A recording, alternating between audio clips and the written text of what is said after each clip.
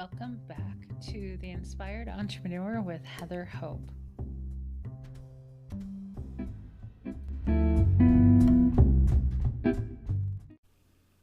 Hey guys, happy Friday. This is Heather Hope again with the Inspired Entrepreneur podcast. How are you doing? Are you excited that it's Friday? Let me know if you're excited about Fridays. I mean, I don't know if I ever get excited anymore because every day is the same in my life, basically.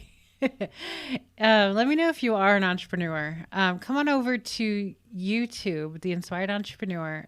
That's where you can leave comments for me. I love reading comments. When I get them, I truly a million times appreciate the feedback. I appreciate people talking to me. I appreciate now that I don't talk to a whole lot of people, that I don't, I'm not coaching at the moment. It's like I'm just talking to Gizmo, my dog, and my husband, who's a pretty quiet guy. So it's like I'm just not talking to many people except for my podcast. So please come on over to YouTube, listen to me over there. I just appreciate it so much. So let's check in. I do know it's Friday. That's a big plus, right? And I know it's February 5th. Gosh, I am way ahead of the game today. This is a good day. Okay. I want to jump in. I know it's a continuation from yesterday because we're talking about the millionaire life again. And it's almost the same post, which was like, did I not think about breaking these two up, spread them around? Okay. So anyway, before I get into it, let me introduce myself. My name is Heather Hope. If you are new here, I talk about the law of attraction, primarily based off of Abraham Hicks. So yes, every so often somebody's like, do you listen to Abraham? Because you sound very like that. I'm like, yes. I don't even know how many hours I've listened to Abraham. It's Abraham that got me into deeper understanding of the law of attraction. And it was 2.5 years ago that I started listening. I had no idea who Abraham was. Okay, so what got me into law of attraction originally was the movie The Secret. I know it came out in 2006. I was a therapist at the time, and I was going to this, what's it called? Well, I was getting trained in hypnotherapy at the time in 2007, and I was going to, sometimes people know, I'm from Phoenix, Arizona, and I was down in Tempe at the school of something, SWIHA. So if you know, a lot of people know this school. Southwest Institute of Healing Arts. That's where it was. It's pretty cool. It's really cool. If you go to a healing arts school, it's really cool. It always smells like incense, and you get like new agey people, which is kind of cool. And I'm surprised because here I am, 2007, so not new agey therapist, very different person than I am now. Thank God. So I'm very different now. So it got introduced to me by somebody at that school. And that was when it was like, oh, wow, this is pretty cool. So I started teaching it to my own clients at the time. I did group therapy for 10 years, working with seriously mentally ill people. I worked in a partial hospitalization program. It's kind of like an outpatient, but it's like more specialized. So I did group counseling. I did like 3 to 4 groups every single day, full time for 10 years. And that's how I could talk forever. That's how I could create worksheets on everything every day. I created everything my own. But I talked in small groups all day long. And so my clients were majorly depressed, suicidal, bipolar, schizophrenic, schizoaffective, anxious, what else? Personality disorders, like borderline, particularly borderline. All of that wonderful stuff, or not so wonderful stuff. Anyway, so I did that for 10 years. I was I was a therapist for 12 or 14, I don't know. And got into coaching. I got out of therapy, got into coaching, I started teaching law of attraction here and there in my groups. But it wasn't until 2000, what year? 2018, summer of 2018, that I actually heard Abraham Hicks. Now, of course, I did watch the original Secret where Esther and Jerry were in it. But so my thing was like Esther, Jerry, Abraham Hicks. I don't know who Abraham Hicks was. I thought maybe it was their son because I had no clue whatsoever. I followed like many of the other law of attraction teachers throughout the years. Like James Arthur Ray. I went to some of his seminars. One seminar I went to in 2009 completely changed my life. I needed a getaway. So I went to La Jolla for my birthday because he was going to be there, and spent the week in La Jolla. And, it just completely made me realize I was there for business, like just create a business. And I ended up realizing I needed to get out of my relationship at the time. And I wanted to move to California at that point after being there. So I came home and broke up with my boyfriend that I was with for 14 years. And right after that, met my next husband and my next husband. I met both my ex-husband and my current husband met them both at the same bar. Right after I broke up with literally 2 months later, maybe not even 2 months later. It was like a month later. I met Roger first. Honestly, he was one. I don't know. I met him first, so we've been friends for a long, long time. Anyway, all the other law of attraction stuff that I learned does not compare to Abraham Hicks. It doesn't. For me, it doesn't. Something just made me go deeper into this spiritual stuff, and listening to Abraham Hicks just changed my life like nothing else did in law of attraction. So I dug so into it and started coaching from there. I had been a depression coach. I was a love coach. I was a manifestation coach. I was a money coach. I was a business coach, and within law of attraction. So here we are. That was long.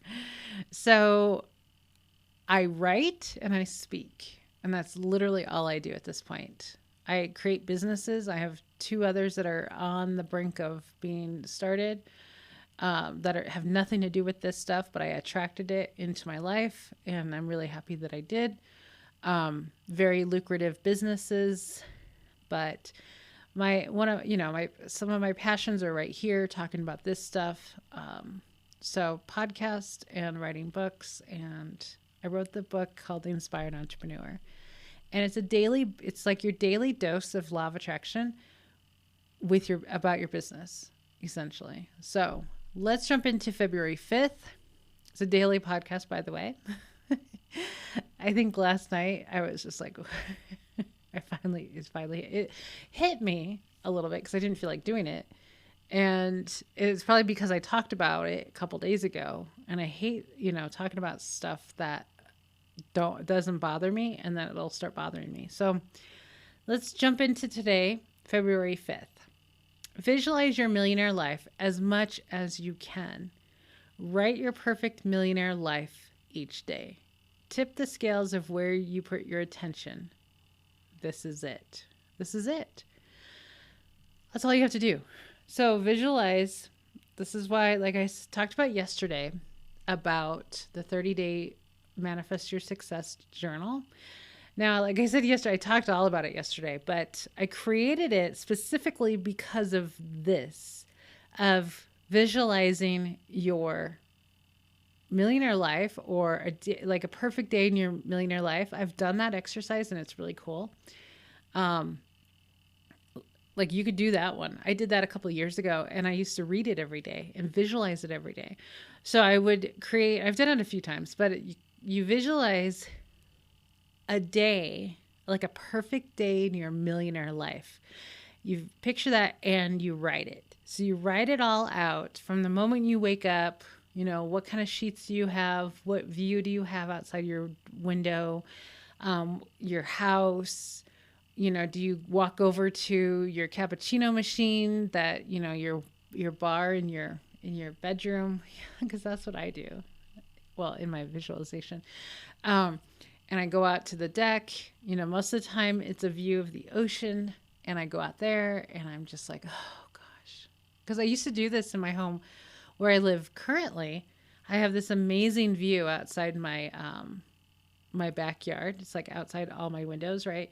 And it feels like a deck because I'm up on a hill and it drops down to the rest of I have 4 acres, and it drops down. And when you drop down, it's like many feet down. There's a tennis court, but it's like another 2 acres. And so it's kind of like the feeling of being on a deck.